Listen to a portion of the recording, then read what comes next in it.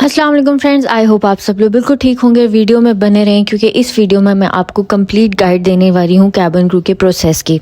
सबसे पहले मैं बताती चलूँ कि मैं जा रही थी मदीना और मुझे इतनी खुशी हुई थी कि हमारी हज के दौरान मदीना की फ़्लाइट लगती हैं। पहले मेरी फ़्लाइट लगी थी और मेरा वहाँ पे स्टे था, एक भी नहीं 2 दिन का। शुरू करते हैं हम अपने कैबिन क्रू के प्रोसेस को। सबसे पहले आपने जाना होता है इंटरव्यू के लिए, ठीक है। आप वहाँ पे इंटरव्यू के लिए जाते हो। वॉक इन इंटरव्यूज़ में वो आपको वेन्यू बता देते हैं, आप वहाँ पे जाते हो। वहाँ के 3 लेवल्स होते हैं। फर्स्ट पे वो आपसे एक शॉर्ट इंट्रो लेते हैं आपके बारे में। उसके बाद अगर आप पास होते हो वो आपके अपीयरेंस वगैरह देखते हैं। अगर आप पास होते हो तो वह आपको अगले स्टेप पे भेजते हैं। उसके बाद आपका होता है एक छोटा सा एजुकेशनल टेस्ट जिसमें वो आपसे आपकी ग्रामर और आपके बहुत सिंपल सा टेस्ट होता है, लाइक अच्छा खासा बंदा जब वो पास कर सकता है। और हाँ, आपकी डिग्री होनी चाहिए FSC कंप्लीट विद 60% मार्क्स।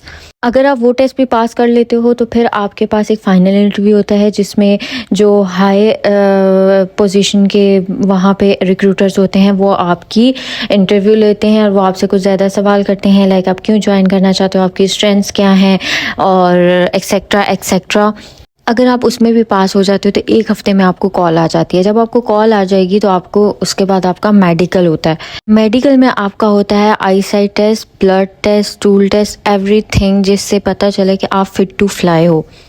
अगर आप अपना मेडिकल टेस्ट पास कर लेते हो तो उसके बाद आपकी ट्रेनिंग शुरू होनी होती है जो 45 डेज़ की होती है। उसमें आपको सबसे पहले पूरा मैनुअल पढ़ाया जाता है। मैनुअल एक बुक होती है एविएशन की जिसमें जहाज़ के बारे में, फ़्लाइट्स के बारे में सब कुछ लिखा हुआ होता है। इमरजेंसी ड्रिल्स के बारे में कि आपने कैसे हैंडल करनी है, सब लिखा हुआ होता है। और आपको मेडिकल भी पढ़ाया जाता है कि फ़ॉर एग्ज़ाम्पल अगर फ़्लाइट में किसी पैसेंजर की तबीयत ख़राब हो जाती है तो आपने उसको कैसे हैंडल करना है, उसको कैसे ऑक्सीजन देनी है, कैसे पैनिक नहीं करना, ये सब कुछ आपको पढ़ाया जाता है। उसके बाद होता है आपका टेस्ट जिसके 2 पार्ट्स होते हैं। एक मेडिकल टेस्ट होता है और एक जो होता है वो नॉर्मल टेस्ट होता है। नॉर्मल टेस्ट में, नॉर्मल पेपर में आपको सारे जो आपको पढ़ाया जाता है उसके बारे में क्वेश्चन आंसर्स होते हैं।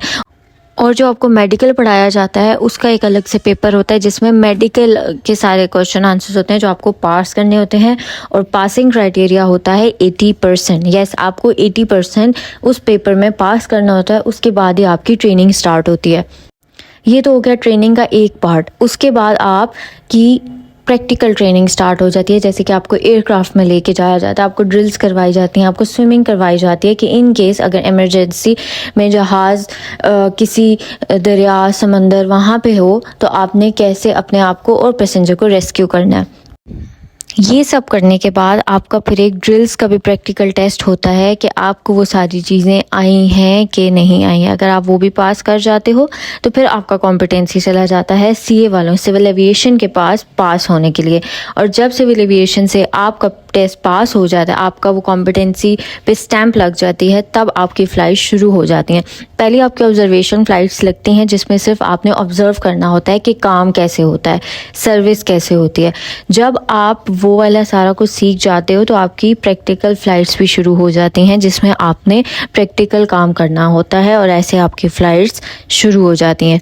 मदीना का केस हमारा ये हुआ था कि हम गए तो 1 दिन के लिए थे, लेकिन हम गए और 2 दिन के लिए हमें स्टे मिल गया क्योंकि कुछ मसला हो गया था एयर स्पेस में जिसकी वजह से हमें 2 दिन स्टे मिल गया। तो मैं बहुत ज़्यादा खुश थी क्योंकि मैं दुआ मांग रही थी। और सबसे ज़्यादा बड़ी बात कि हम रियाजुल जन्ना में भी गए थे। इतनी बड़ी खुशी, इतनी बड़ी ब्लेसिंग मैं सोच भी नहीं सकती थी कि मैं कभी अपनी ज़िंदगी में इतनी ब्लेस्ड होंगी। बट अल्हम्दुलिल्लाह इस जॉब की ही वजह से मैं आज यहाँ पे हूँ और मैं बहुत ब्लेस्ड फील करती हूँ और मैं बहुत शुक्र अदा करती हूँ। इंसान को हर हाल में शुक्र अदा करना चाहिए।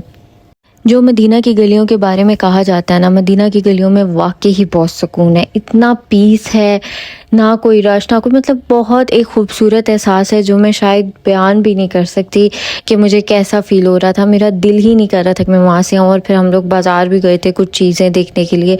हमें भूख भी लगी हुई थी, कुछ स्नैक्स भी हम लोगों ने ले लिए क्योंकि अब हमारे 2 दिन का स्टे था तो हमने कहा कि चलो कुछ खाने के लिए भी ले लेते हैं। और ये इनका एक मॉल सा था जिसमें हर चीज़ पड़ी हुई थी और इतनी प्यारी प्यारी चीज़ें और इतनी रीज़नेबल चीज़ें थी यहाँ पे। मैं अक्सर सोचती हूँ कि कितने खुशकिस्मत लोग होंगे वो जो यहाँ पे रहते होंगे, जो रोज़ाए रसूल पे जाते होंगे, जो जद्दा रहते होंगे, जो रोज़ उम्रा करने जाते होंगे। मतलब दे आर सो ब्लेस्ड। हमारा डिनर भी जो है वो हमारी कंपनी की ही तरफ से था और इतना अच्छा खाना था मदीना का कि मैं बता भी नहीं सकती। और हमने उनका बसबूसा भी खाया जो कि मीठे में था, बहुत अच्छा था। कुनाफा मुझे सबसे बेस्ट जो लगा था वो मदीना का ही लगा था। और हम सब ने इकट्ठे जो है वो खाना खाया क्योंकि क्रू मेरे साथ बहुत अच्छा था। फिर मैं रूम में आ गई थी और मैंने कहा थोड़ी सी कॉफ़ी बना लेती हूँ। कॉफ़ी मुझे बहुत ज़्यादा पसंद है। कॉफ़ी इसलिए भी पसंद है क्योंकि एक तो मैं फ़्लाइट करती हूँ, मुझे रात को जागना होता है, उसकी वजह से मैं कॉफ़ी ज़्यादा पीती हूँ। खैर अब हमारे जाने का वक्त हो गया था और मैं तैयार हो गई थी। आपको सारी डिटेल्स मैंने दे दी हैं। आई होप आपको ये डिटेल्स पसंद आई होंगी।